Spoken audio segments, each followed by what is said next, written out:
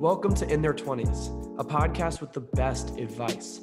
My name is Landon Campbell, and I'm your host. And this is episode number 50 on the podcast. For over the past year, we've been interviewing the most influential business leaders, celebrities, and athletes to talk about one thing, their 20s, what they would do differently, their best advice, what they learned, the failures of their 20s. We extract the best advice from the best people that can help you, people who are currently in their 20s. Steve Wozniak is an absolute legend. Everybody knows that he co-founded Apple with Steve Jobs in his 20s. Steve Wozniak was just a man who had a plan. He had goals. He loved computer programming. He had passions for education, sci-fi. All these interesting things came together to form Apple. So let's hop in with Steve Wozniak, or Woz, to hear about his best advice for people in their 20s. Hey Woz, how you doing? Hey, good to see you. It's a pleasure to meet you. Really glad we could do this. How's your day going? Oh, going pretty good. Woz, we can dive right in. I want to Sure. talk about what got you into computer programming originally. How did you become so passionate about this field? Computers today are like thought of as programming, but back then it was just an unknown term. And hardware, it was kind of like rocket science. You never saw a computer. You never knew what they were. They were just, huge things that somehow companies had or the military had. And so I did not get interested in it. I mean, I got interested in science fiction and watching certain movies, reading books, little heroes. I was kind of very normal, but I was very top student in math. I wound up getting math awards at all my schools. And that led to also being tops in science and whatever. Well, when I was very early in elementary school, I discovered you had to do science fair projects. And I would just make up little electronic ones. My father was an electrical engineer, and he'd just guide me in simple projects at first, and then incredibly complex ones. I just can't believe what was coming out of me, even when I was, 9, 10 years old, building projects with drilling hundreds of holes and putting in hundreds of lights and hundreds of switches and, showing off. I learned about electrons in an atom and gradually moved up, learned how to put those into electronic devices, like a transistor could make logic decisions, sort of like a logic class, but that's the heart of computers. Did I know that? No, I didn't know what computers were. And I stumbled across, totally by accident, a journal only for engineers in our hall closet. Oh my gosh, it taught you how ones and zeros worked, how they got added together, how little logic gates worked, and how they could build up to things like adders. And I just started working on paper with ones and zeros. I said, this is going to be the love of my life. It's not in school. Nobody else does it. Nobody else knows this stuff. I even went to scientific bookstores like Kepler's in Palo Alto. Not a single book on computers. Wow. What a computer was. How are they built? What are they made of? I knew electronics. I'd already had a ham radio license at 10 years old and soldered together every single electronic component to make transmitter and a receiver and all that stuff. But now this computer digital world was just something strange. Even by the time I graduated high school, I had taught myself, no books or anything, just seeing a description of a computer in a manual that I found out a way to get. And then I just took my little logic gates from elementary school and started adding, make that computer. It took me months and months and months, maybe never completed that one, but eventually I got to where I was designing a computer almost every week. On the weekend, I'd shut the door to my bedroom, look at a computer description of its architecture inside, and then I was designing what chips would add up to that insides as the chips got better and better. So I could design any computer, any mini computer that were coming out around 1970, 20 years old. I could design any of them in 2 days. Wow. And I still graduated high school not thinking that computer design was engineering. I was going to be an engineer. I knew that. I was going to be building the old analog engineering stuff. Radios, televisions, vacuum tubes, before transistors, before chips. And I didn't think that, I thought that computers were just designed in weird places called research, not like companies. And they were designed in the military and stuff. So I didn't think that would be a job, an occupation.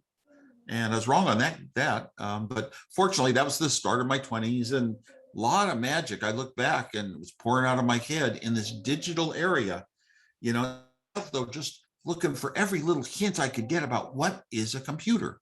How would you actually make a computer someday? That's amazing. And it all just started as a hobby and something that you were interested in. You didn't know what the outcome would be. You didn't know Yes. of all the success of Apple and everything after that to follow, but this was something that you were just really intrigued about. Yeah, Um, and out of high school, I didn't know it was a job. It would be a job. Pretty much, I started figuring it out, in my first college year. But um, I just, I don't know. I loved it and didn't really have any goals for it. I mean, I had a lot of values in me that had been frozen forever. They would stick with me. I don't know why. I never would be inspired. I never wanted to have big money. Never wanted to start a company. I thought of big money as being evil because it's often spoken corrupting your values. And I knew my values, caring about people, wanting to help the world, were just too good. And I wouldn't want to ever get into political things like, trying for a better job and squeezing somebody else out. And competition was not my thing. Vietnam War had a lot to do with that. of Became course. very, very pacifist. So anyway, the computers, I told my dad, in designing these computers, maybe my first year of college, and I told him, I'm going to have a 4K computer someday. 4K was the minimum computer that could run a programming language. And of course, 4K of memory then at that time cost $1 million or something. But I said, I'm going to have one day. And he said, it costs as much as a house. And I said, I'll live in an apartment. I was clear. I had an internal, I would own a computer and I'd give up even having a home to have a computer someday in my life. And that thought kept struck with me my whole life, the same as my desire to be a teacher someday, because I admired education so much. So that one stuck with me inside my whole life, and both of them came out. I love this. Then we can pivot to another question that I had about education in one's life, because it's clear that you are a forever student. You love to learn, self-taught in so many different disciplines. And I understand, after the creation of Apple, you went back to school. So talk about the education in your life, how it's played as an impact, and just any advice for young people when it comes to following their dreams within school. Sure. Well, I was a very top student, and coming out of high school, I had 800s in all the math and SATs, and I could design any computer in 2 days. And you'd say, "Oh, you shoe in for MIT or something." But I follow my heart a lot, and I flew out to Colorado with a couple friends. My first time ever out of California to visit the University of Colorado in Boulder. Mhm. And I'm gonna have to add, I have wanted to live there ever since that day in 1968 because it snowed. I had never been in snow in my life. And just in the last 2 weeks, my wife and I drove out to Colorado, looked at some houses, and we bought one. And Wow, I'm gonna live there soon. that's awesome. Um, but anyway, we flew out there, and the snow was there. I would not apply to any other college. I mean, I just fell in love with the whole idea, the beauty of the campus, a mile outside of town back then. Um, and I was glad could just follow my heart on everything. I fell in love with, certain technologies and passions. I wasn't told you have to study this, you have to become a doctor, you have to become a lawyer. I wasn't told you have to go to certain colleges even. And I admired my parents for not impressing their values on me. That was very lucky. But it really enabled me to, whenever I had free time, little money, I could find a manual on a simulation programming language or something, and I could study everything I could about computers. I could write programs. Like my first computer course as a freshman was a graduate level course, introduction to computers, graduate level in engineering there. And I got an A+ in the course, but I ran so many programs. I ran the class 5 times over budget, more than out-of-state tuition. It's kind of like $1,000 today. Mhm. And I was too scared to go back to that school. The next year, man, a friend of mine somehow worked. He worked operating the computer, but he wasn't a programmer at a college, and he had duplicated the key to the room. We could go in at midnight, and he'd turn on all the parts of the IBM 360 Model 40, and I write programs and run them through on punch cards. And I just did, and I took every single course at that college, even though that they didn't apply to my 4-year degree. I would take every course in computers or programming. And if there was ever a teacher that said the best any student's ever done on this one is 11 steps for an IBM 360 assembly language program, I would do it in 7, and then I'd do a second one in 6. Give one of them to a friend of mine. So we both got amazed the class. The teachers, I like to do, that's just how I was. And I didn't know, I knew that I was really good, especially at designing computers by then, that I was designing them in very, very few chips. I would go to sleep thinking, is there a way to get it down from 78 chips to 76? Is there any clever trick I can think of? Wake up with answers sometimes. That was my thing in life. But I was, as you said, I was a good student throughout this time as well. Um, but I was also random. After my second year of college, I didn't want to burden my parents with the cost of a 4-year college. So I worked for 1 year Mhm. programming. I walked into a door by accident. They're developing a computer here. Oh my gosh, I had hoped I'd never touch a computer.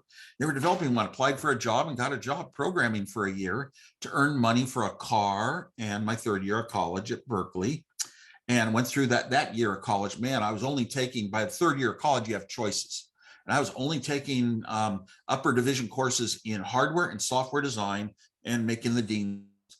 And after that year, though, I'd crashed my car.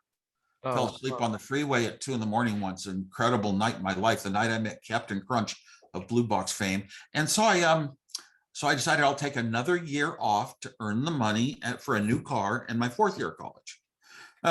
Career, the jobs I got were great. And then I got into Hewlett-Packard, an unbelievable company came along. So it was 10 years later, Apple had been all successful and I had a plane crash. And 5 weeks after I came out of a type of forward amnesia, I called up Steve Jobs and said, look, I know the Mac people, they're in good shape. I was on that team. They're the most creative people in Apple. Burl Smith can do as good a hardware design as I can. So I'm going to go back to college. Last chance to get my degree. So I could just tell my kids someday I graduated. I didn't drop out of college. I just hadn't done my fourth year. So I did go back, but I got so interested in how the brain works after my memory issues that I actually took all the psychology major courses Wow. and and really learned a lot about what we don't know about the brain. Wow. We think we do, we don't know how it's wired. Artificial intelligence is a joke. It's not intelligence or close to it. We don't even know what intelligence is. We don't even know that our memories are stored in the brain.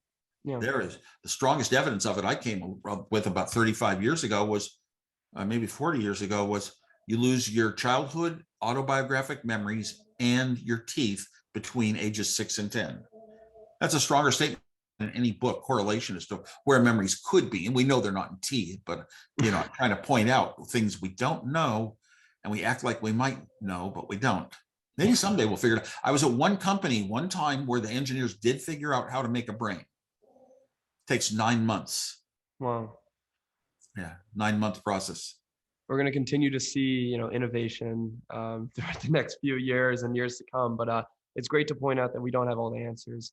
A few other things that I do want to point out, I love hearing about your relationship with the snow, wanting to move to Colorado. Congratulations. That's going to be really exciting. I have that in common with you. I was born and raised in the Bay Area, moved to Chicago for school, never knew a thing about snow. And, I don't hate Chicago for it. The snow, it takes a bit of an adjustment, but you get used to it.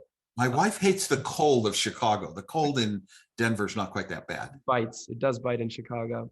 And while as you mentioned, your time at HP, I really did want to dive into this. I want to talk about your time leaving HP to work on Apple, because at the time, you were at HP. I believe you were working on what was, called like the hottest product at the time. I believe it was a handheld calculator, if I'm correct. Yeah, the handheld scientific calculator Yeah. it cost $400, and within 5 years, there would be no more $10 slide rules being sold. Only $400 calculators. Every scientist, every engineer could only work with this incredible device, like the hottest smartphone ever. And Yes. the whole country was in a depression, but this one made Hewlett-Packard. Every other division was losing money. Oh, I was lucky to be working on that, but I did side projects. I loved the digital world, and the word got around. There was this engineer that if you wanted something designed, he would design it for you. And I usually charged 5 cents. I got to design the first hotel movie system for a guy in Hollywood before they ever existed. Wow. Designing TV codes for TV stations, stuff like that. I just did it for fun, and bit by bit got closer and closer. I saw Pong, so I designed, and I knew the old analog. I was a television engineer. I could repair televisions. I knew what sort of signals you had to put into a television, what timing, and now I knew the digital world. I could create it. So I created my own little Pong game with 28 little $1 chips using my own TV. Input was the most expensive thing. The lowest cost teletype would cost as much as 2 cars. Who could afford that as a person? But you own a television, so it's free.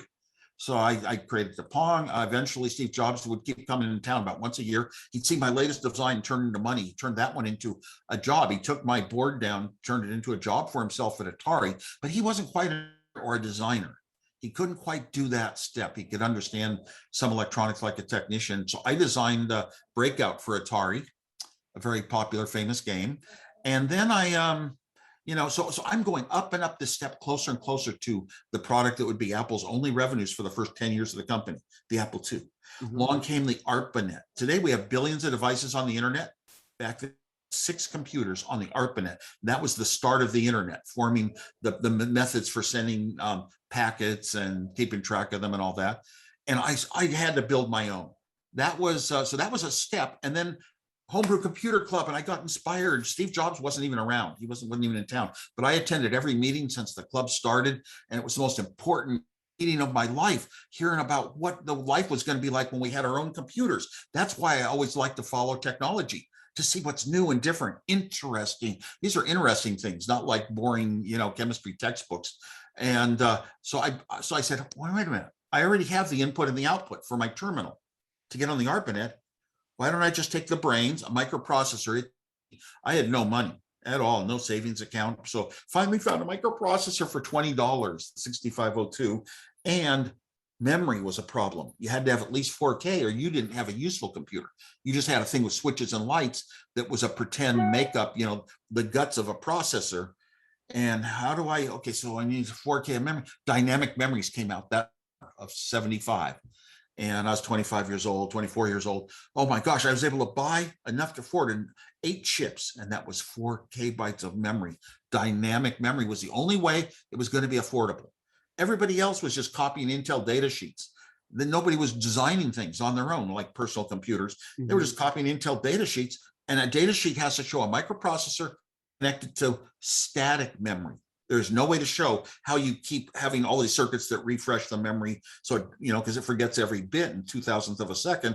So I built this little computer and I brought it down to the club and I showed it off. And I said, a computer is useless without a programming language. So I started writing a basic for it. And I would show off more and more every 2 weeks at the club. We met on Wednesday and demo it. And I was becoming kind of a hero at the club. I passed out all my design because I said, this computer, low cost, $300, and it can do useful things. This is what these people should have in their hands. And it's unlike that movie with Ashton Kutcher. It shows him finding me in a basement, hauling me down to a club to show off this thing. He'd never been to the club. I took him to the club, set up my TV, did my demo. He had interest around me. That's where he had zero money. I had a job as an engineer. He had zero money. So he said, we should sell these. Or we should start a company. We should start a company. And I was scared because I had made up my mind that my values and ethics, remember, I was never going to go up that org chart. I was never going to compete for big money and all that. So I had to turn to be an engineer for life, bottom of the org chart, designing hardware and software. That's what I love doing. And you could do that at Hewlett-Packard, a company made for engineers. So I wouldn't quite leave them. And eventually they turned me down for the first of 5 times for the personal computer.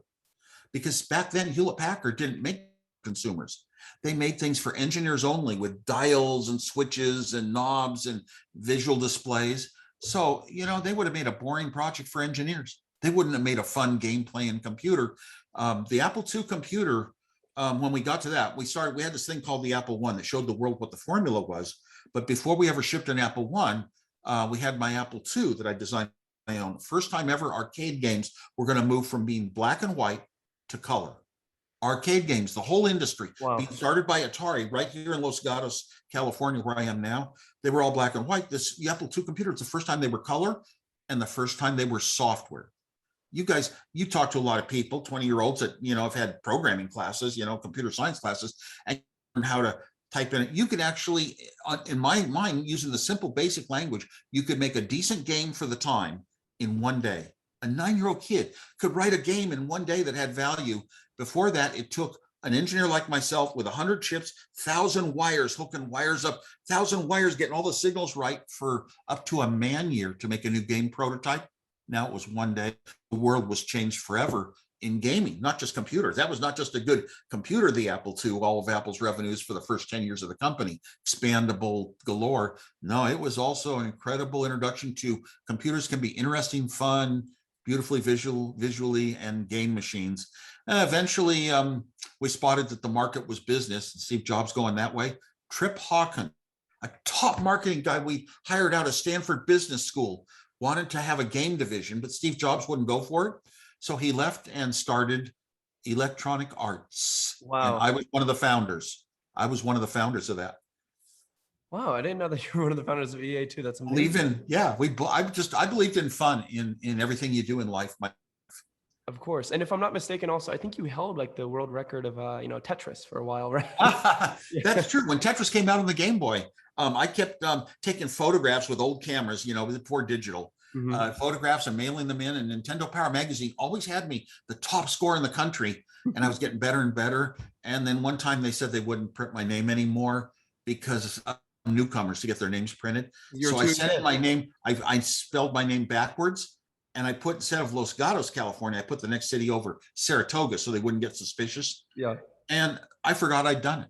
So I came, the next time I saw Nintendo Power Magazine in the office in town, I picked up and flipped to the back. There's a list of scores. Oh my gosh, there's somebody up there with a high score like mine. Is mine better or worse? And then I'm looking at it and I says, a foreigner. It was spelled Evitz Kainzow. And then I saw Saratoga, California, and I got chilled. I actually got chilled in my shoulders and everything. This guy lives nearby. And then I remember doing it. That's too funny. I still have those copies of that magazine. Wow, that's really funny. Thanks for sharing that story, Woz. And fun was the big part of my life, that's something I want to touch on for sure, because I obviously recognize that you have a history of, being a prankster, and that's something that originally brought you close to Steve Jobs. You guys were both pranksters earlier on, so I want to talk about that early relationship. What was it like working with Steve Jobs? You guys are obviously the best founding team in history, and you often refer to pre-Apple Steve Jobs as Steve Jobs 0. So I'd love for you to touch on that. Yeah, they talk about Steve Jobs 1, then he left Apple. When he came back, he was Steve Jobs 2, a little different personality, but and did incredible things. But Steve Jobs 0 is the one I remember the best. We were just friends. I was so shy. I had very few people that could understand my brilliance and be interested in what I did at all. And Steve Jobs and I met when I was 20, he was 16, and didn't have any albums. So I had to bring him down to my house and show him the liner notes and the lyrics to all the Bob Dylan albums. Became a big part of our life. We'd go to concerts together and seek Dylan memorabilia. And we talked a lot about, philosophies of life and where it was going. This was, Vietnam War days and government on people. And Steve was more of a true hippie. And I was just favoriting things hippies did and were about, but I didn't do drugs. So I wasn't 100% like he was. And he was more free-minded. I mean, I drove him up to college, Reed College, went up there about 6 times, but he didn't go to any classes. He just sat the first week in a tent, was in a tent with his girlfriend. Why aren't you in the classes? I could never brave type of bravery, but I think he was not, he could think for himself and be himself and independent and didn't need to be pushed by others. I did meet him while I was building up a little computer I had designed of my own. I'd gotten given to me the chips. I could never afford a chip. The chips. I built this little computer with switches and lights, ones and zeros, push a button and memory, switch more ones and zeros and push a button, they go into memory. You can build up a program in memory that way. That's what everybody else was at. 5 years later, when I was showing off what became the Apple I at the Homebrew Computer Club, everyone else was buying kits that were switches and lights, just what I had done 5 years before, actually the day I met Steve Jobs. So, but we had a lot of fun. We played pranks on each other. We played together, joking was fun. But I'll tell you, when it came to the final point of the Apple II computer, this was going to make a company successful and big money would come in, Steve Jobs' personality was forming. Your personality forms between 18 and 23 years old. I paid a lot of attention to this in psychology classes. And from then on, your personality really doesn't change. That's who you are. I wanted to prove to the world that he was the brains of computers, bringing personal computers to the world.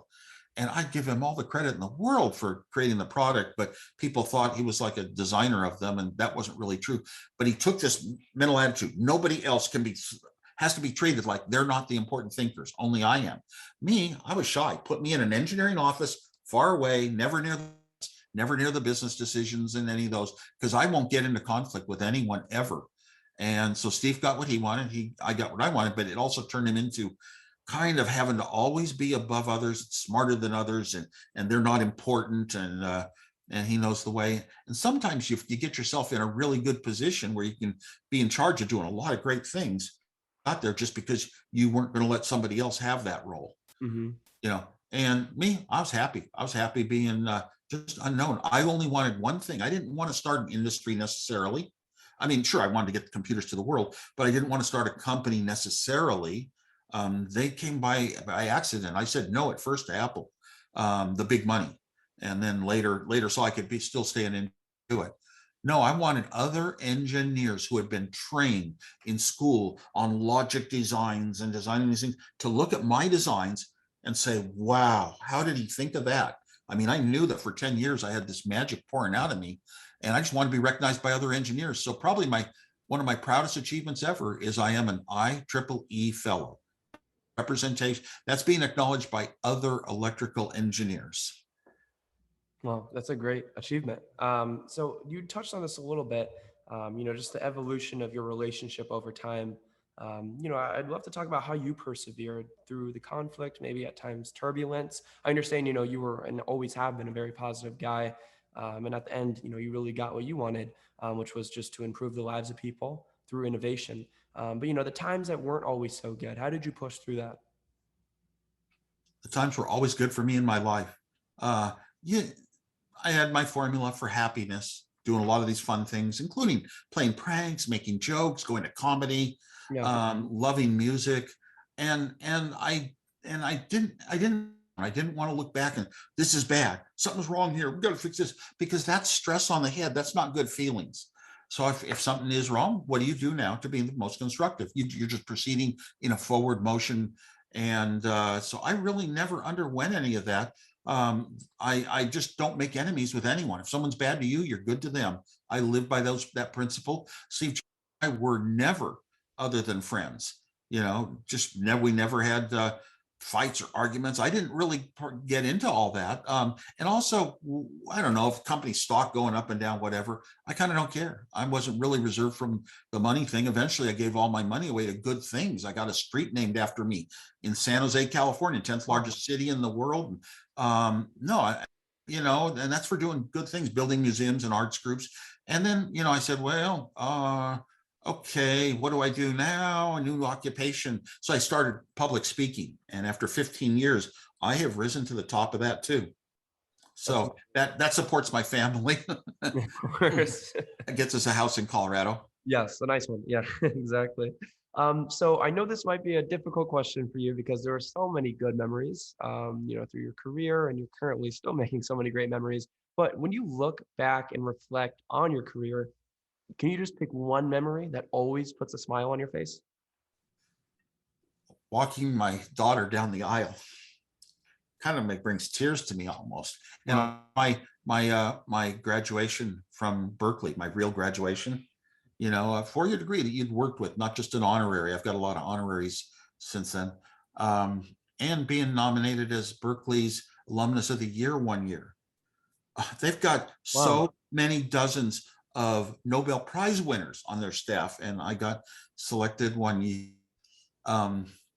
As far as happiness to my face and smiles, it's mostly, it's not like achievements, making money, making great computers, some of the clever things I thought, I did some incredible things on Blue Box, on the floppy disk, on the Apple II that are unbelievable.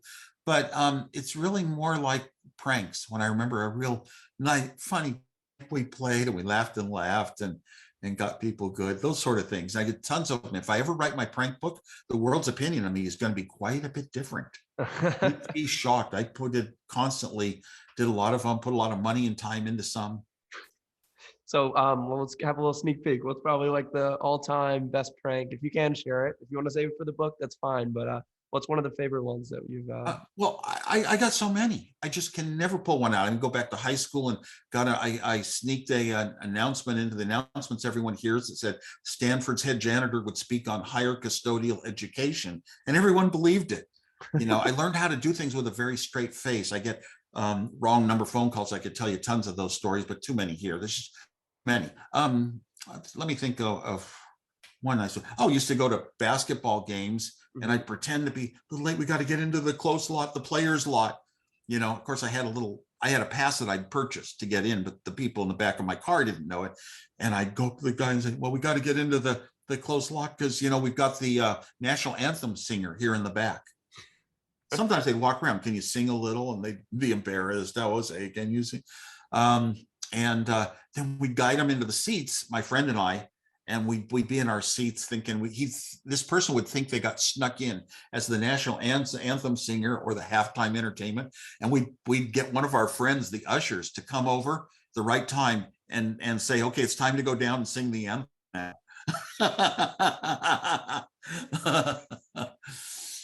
We did that many a time, but I've got so many pranks that you won't believe. Some I can't even tell, but there's too many. Too funny. We'll wait for the book, and I'm expecting a signed copy when it does come out. Yeah, that's awesome. I hope it comes out. I have to be in control of it. Of course. So Woz, we're getting close to the end of the interview. I don't want to take up too much of your time, but I do have a question that would be really just helpful for people who are currently in their 20s. So if you were in your 20s today, what products would you be focused on? Is there anything that really excites you? I know AI probably isn't one of them, but crypto or anything else, what would you be focused on?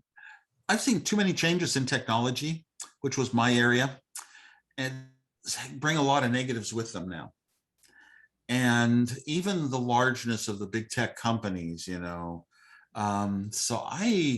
it's really hard to say what I'd be into. Probably robotics, things that I could span a bunch of disciplines from electronics and motor control and motor safety to mechanical armatures to radio signals like Wi-Fi to control it, to programming the microprocessors with sensors to make decisions. Probably a little robotics, but something I could do myself personally as one person to create some cool things. Maybe a little device. Maybe someday somebody will create a device that way that just goes out in your driveway all night long, washing your car 1 centimeter at a time, some kind of dry wash. And by the morning, it's done. That'd be so cool, for a little affordable robot to do such a thing. And I know that one's possible. I'd like to think of things that I'm sure are possible. A robot walking in my house and making a cup of coffee, never. A human being probably couldn't. Yeah, no. Unless it's really, really trained exactly for my home. It's like self-driving cars. Mm-hmm. I might be going off into that end of things for a while, but I would be out of it now. I'm so discouraged that what we call artificial intelligence is so much less than any human brain, even the dumbest human.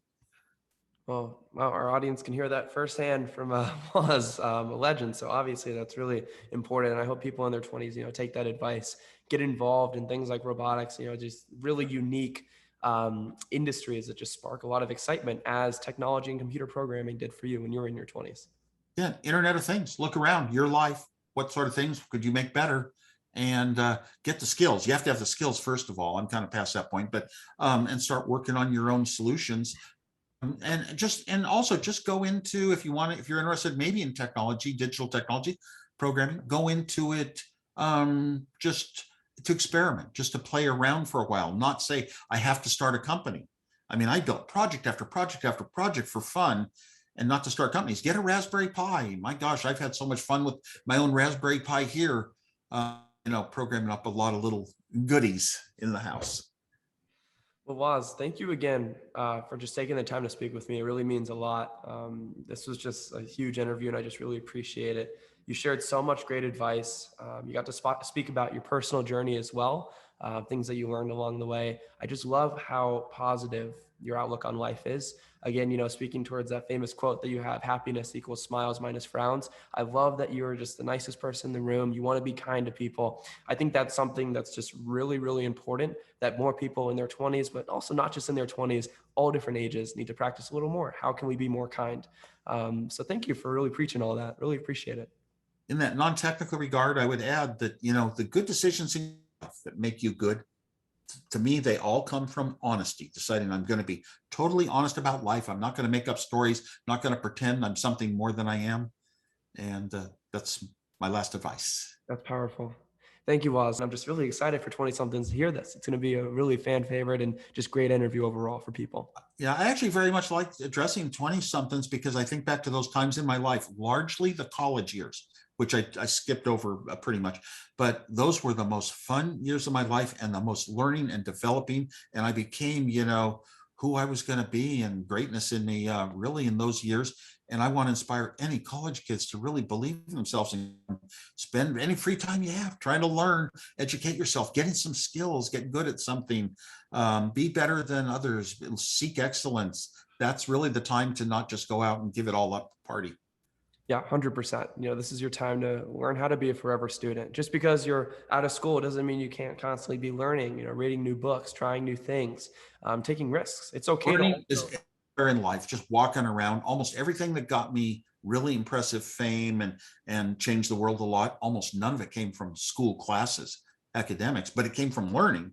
But it was learning I just decided to do on my own. Now we have the internet, so it's really easy for anyone who has a goal. I'm really interested in chemistry and I'm 8 years old. My gosh, you go through all the college chemistry by the time you're 10 years old, as long as you can go on a step-by-step process online. I couldn't agree more. Yeah, we have so many great resources on the internet. So thank you for being also a very important part of bringing this to us, everybody. Well, thanks for your show because, young people are so important to me. It's why I taught 8 years of my life full time. So, being a mentor and helping others.